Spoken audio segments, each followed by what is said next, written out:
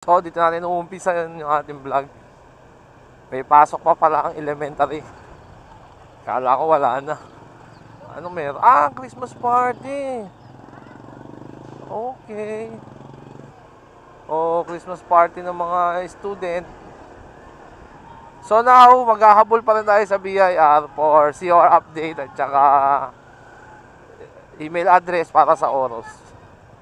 So, for today's video, may dalawang client tayo na maglilipat na ng pwesto dahil kahit paano umasenso na. So, kailangan nila ng mas malaking lugar. So, ngayon, asikasuhin natin yung kanilang address para tayo para maasikaso natin yung mga resibo nila kasi magpapalit din sila ng resibo. So, samahan nyo ako, babiyahe tayo papuntang Bureau of Internal Revenues 54A. So, let's go!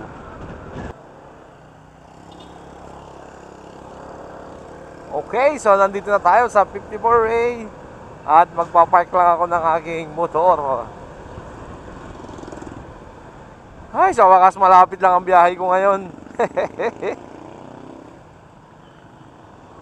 Yan natin ha. Sana naman palarin. Pero inaasahan ko lang may mga problema tong dala-dala ko. So, let's go!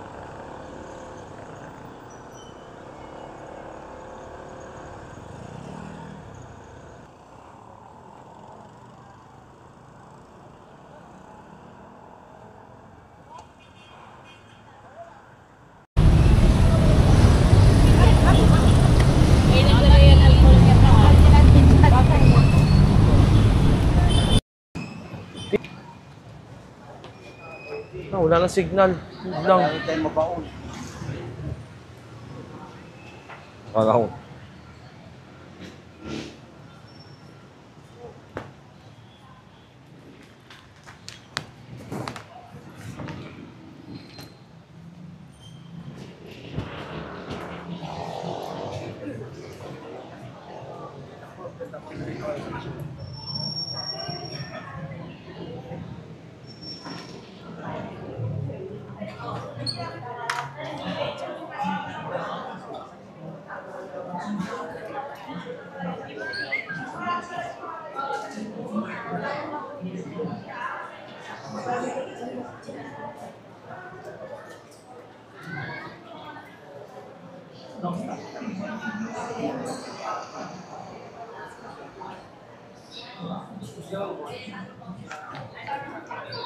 COR update at saka ano?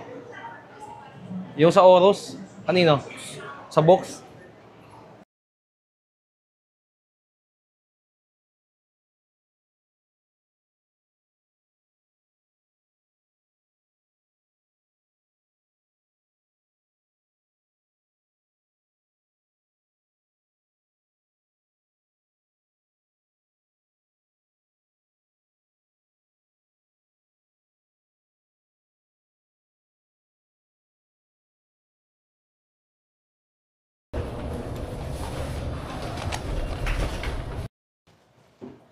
Sir, thank you po.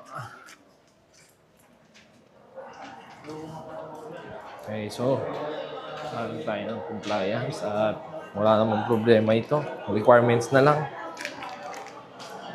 So for today's vlog is, yun nga, may nag-asikaso tayo sa COR update.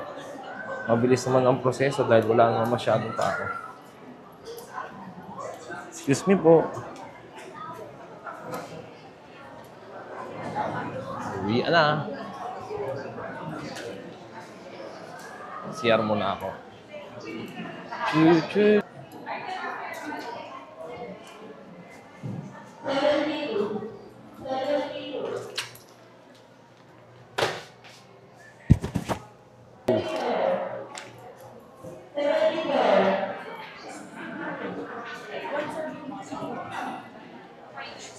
Audit po 74.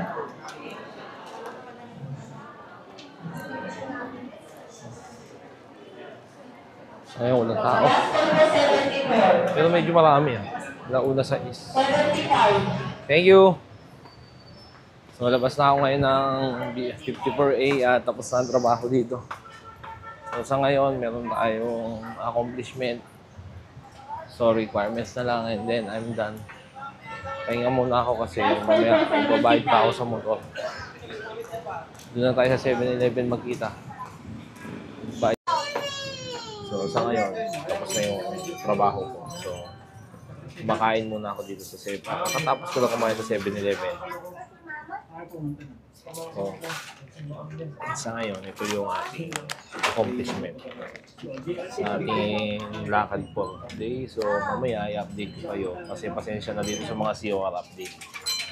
Natagalan ako kasi inuna ko muna yung mga hatid at saka yung mga resibo dahil pala, may announcement pala ako sa inyo.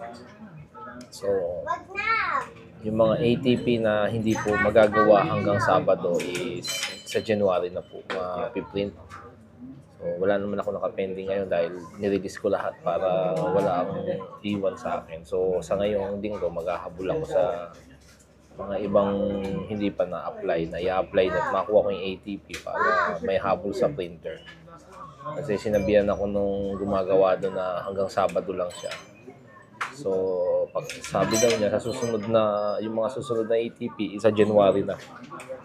Sa January na magagawa. So, naghahabol ako para